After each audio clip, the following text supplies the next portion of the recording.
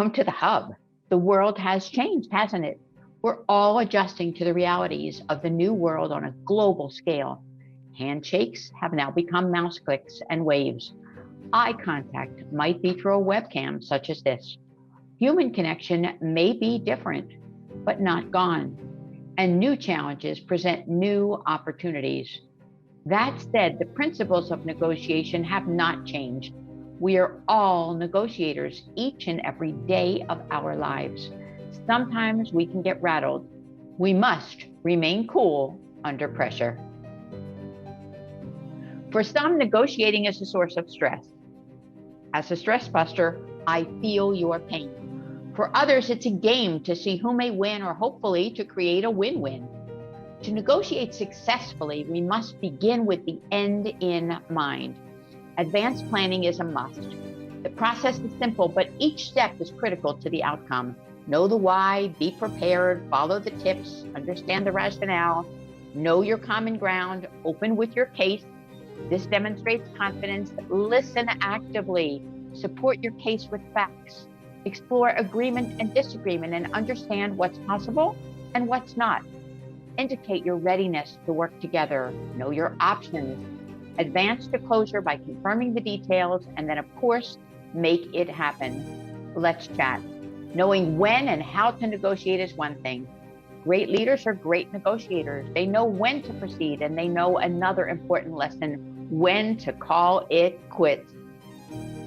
Savvy business leaders recognize when it's time to call off the talks, break off the negotiation or the contract.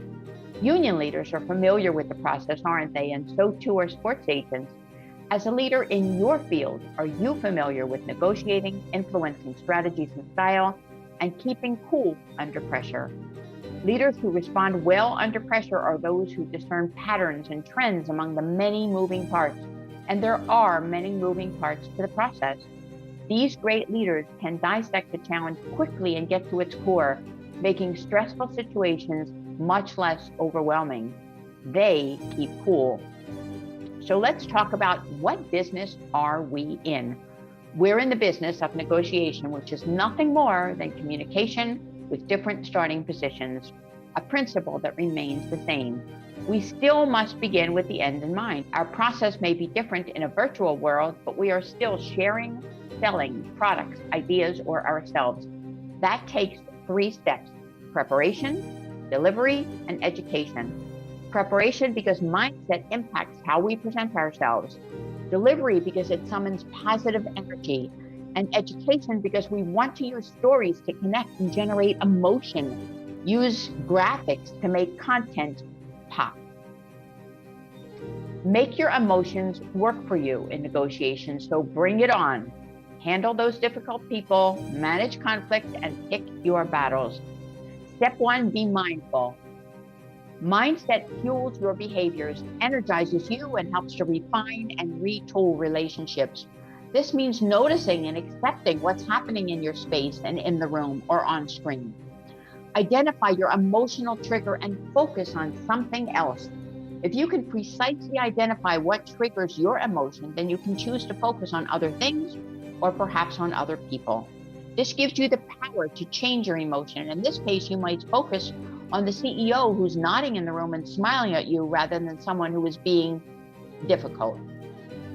This brings us to the 3 C's: calm, confidence, and optimism, clear vision, and cultural awareness. Be optimistic, but cautiously so. Cautious optimism sends the message that you know how to handle the situation, but also expresses your awareness of the reality that sometimes it can be difficult to determine next steps. Be visionary. When high-pressure situations strike, leaders are always imagining the possibilities as they approach that intersection. They know what path to take and what lies ahead. And be culturally aware. We live in a multicultural society, and it truly enriches us. There are multiple sources of information on negotiating internationally. Use them. This includes orientation for expats and their families, language skills, adapting to local circumstances, housing, and so much more. Don't rely on stereotypes, what we see in the media, profiling, and distorted expectations. Let's focus on what really matters and create a win for all.